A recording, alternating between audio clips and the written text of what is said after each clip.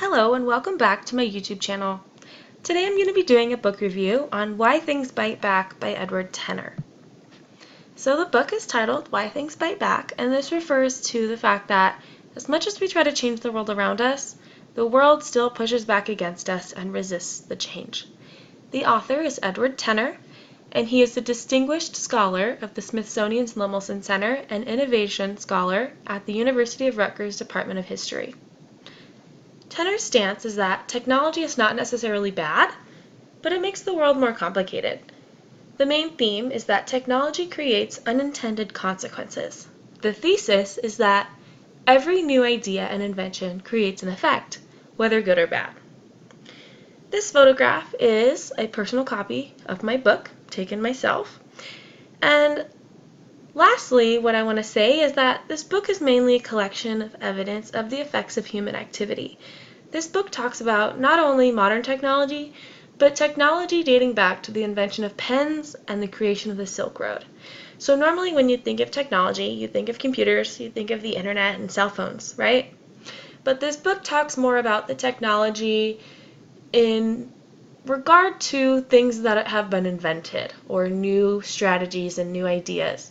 So technology can be referred to as farming or new ways of trading or things like that. Things that we normally wouldn't think of as technology, but they really are. So throughout the book, Tenner talks about the effects that technology has on the world. He explains how our choices have unexpected consequences. For example, we've invented new pesticides that have actually increased the amount of pests instead of decreasing them. So the point was to get rid of pests, and they actually created more pests. And the reason for this is that the pests gained immunity to the pesticides. Tenner states on page 138 that the more effective a pesticide and the more widely and intensively farmers apply it, the greater the potential reward for genes that confer immunity to it. He also talks about how technology complicates our lives. For instance, Tenner says that by creating new technology, we are only creating new problems. So, for example, when we create new computers, those computers might have problems, and then we have to go back and create solutions to the problems that we made before. So it's quite complicated, but basically what he's saying is that when we create something new, that new thing comes with problems. And on this slide, I have placed a picture of a plane crop dusting crops. The pesticide that was used in crop dusting was DDT, and on page 138, Tenner states that DDT actually fostered the reproduction of some insects because it was killing their natural predators. So it was actually causing more problems than it was causing solutions. Analysis and Evaluation. Why Things Bite Back is a book full of great evidence of the effect of technology. However, it's really outdated. On page 260, he says, "Soon we will no doubt be able to add video clips as well as sound to documents."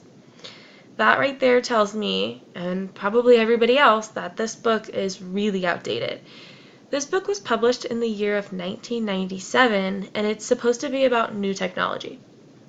Since then, we have invented 22 years worth of new technology.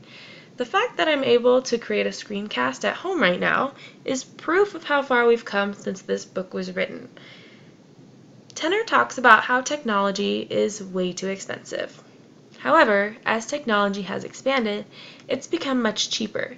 He states that a compact 486/66M machine has a list price of $4,654, and that it will keep only 17% of its wholesale value after 2 years. So this is an example, a prime example, of how outdated the book is, because looking at a quick Google search, the Compaq machine it looks like a box, a white box, and it's large and it's very expensive, right? While today I could go on and find a new Chromebook for only $200. So technology, when it was newer, it was a lot more costly, whereas today it's a lot cheaper because it's more widely used, it's easier to get. While Tenner's observations may be true, I believe that the good that comes from technology outweighs the bad. So his observations, they're true. Technology can cause bad things to happen, but in my personal opinion, I believe that technology creates more good than it does bad. Edward Tenner explains that as technology expands, it creates more problems, such as carpal tunnel. So this is the problem that people get in their wrists. They get pain in their wrists from doing repetitive things. So Tenner states that upper limb disorders now represent half or more of occupational illnesses as a result of new technology. However, there is no concrete proof that those in previous centuries did not suffer from carpal tunnel or similar illnesses. Today, people can file claims against their companies, whereas before there was no real reason to report illnesses, because today there's things such as workers' comp, and so that's why people tell their boss about a problem that they're having, whereas back then they didn't have the laws and regulations that we do now. On this slide, I have placed a picture of a computer. Somebody's playing a game on it, but this was a computer widely used in the 90s, and as you can see, it is super outdated. And this is the computer that was around when this book was written. Altogether, this book has impressive and extensive facts about the effect of technology on the world. However, I believe it must be taken with a grain of salt. The fact that this book was published in 1997 and Edward Tenner's credibility are two major weaknesses. Because the book is outdated by 22 years, I believe that we should look at it through kind of a different perspective. After reading the book, I could use the information I learned in order to teach about cause and effect. So this book is widely about cause and effect. It's about our choices and how our choices have consequences that we might not expect. And this book talks about everything from zebra mussels wreaking havoc in harbors to health implications caused by technology. So I believe that this is another weakness in the book. Edward Tenner's career is based in writing. Although having degrees from Princeton University and the University of Chicago, the book is full of information too broad for him to be an expert in all places of. So this book talks extensively about many things, and his main career is writing, and so therefore I think that we should sort of question whether his information is completely solid.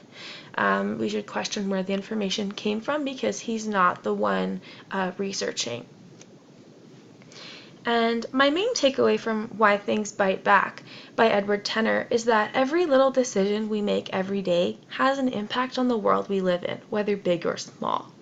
So what I really get from this book is that every little decision that we make, it is going to have a consequence. And this book really reminds me that to think about my decisions. And overall, reading this book has made me rethink how much our actions change the world we live in. And in regards to education, I feel like I could use the information from this book to teach my kids about how what they do is going to affect the world ahead of them and how it's going to affect their future. The decisions that they make. And lastly, I have placed my resource page.